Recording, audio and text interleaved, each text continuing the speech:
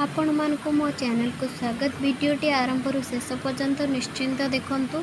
जदि मोर रेसिपी आपण मानको पसंद आसुची जल्दी जल्दी सब्सक्राइब कर दियंतु और पाखरे थिबा बेल आइकन को क्लिक करंतु।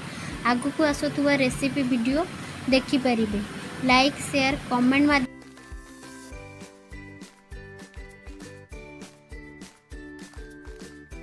मोर रेसिपी होची बंदा पकोड़ा।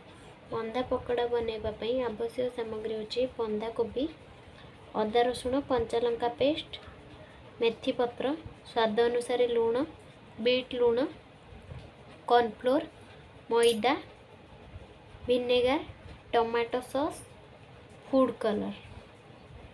बंदा पकोड़ा पई चकटा प्रस्तुत करिबा। गोटे बावले बंदा को पकाइबा।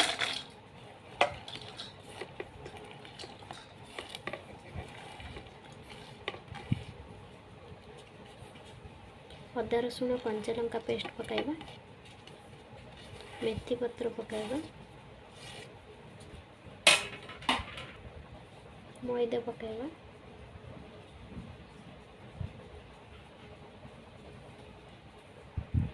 कॉर्नफ्लोर पकाइबा,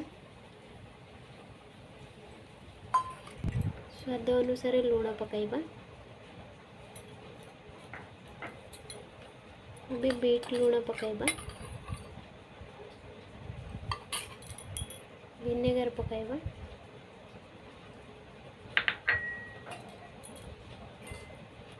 टमाटो सॉस पकाइबा,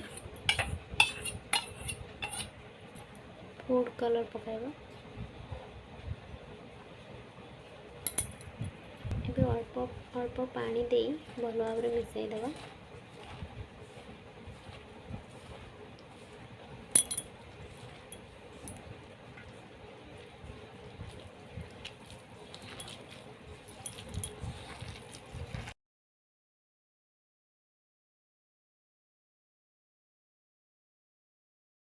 दुई घंटा रखी दिंतु ढांकुणी दे। एबे तेल गरम हो आसलाणी। एबे गोल गोल करी पकाई देबा गैबेज पकोड़ा को।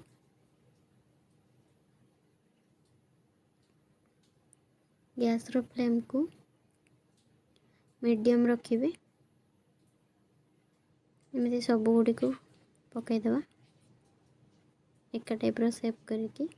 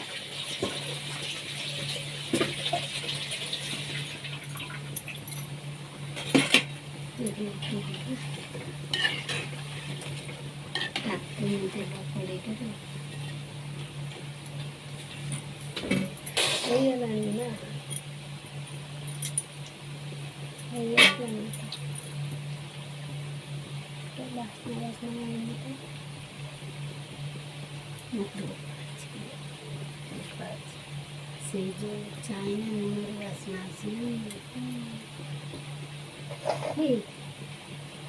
कई पिठा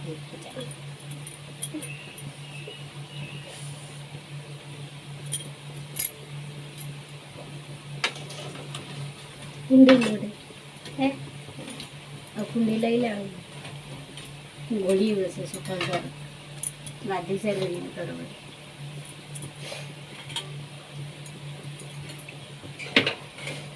डाकुचे सुड़ी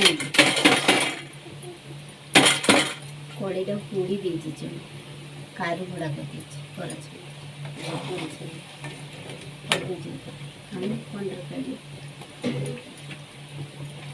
देखो मोर बंदा पकोड़ा हो गला प्लेट को बाहर कर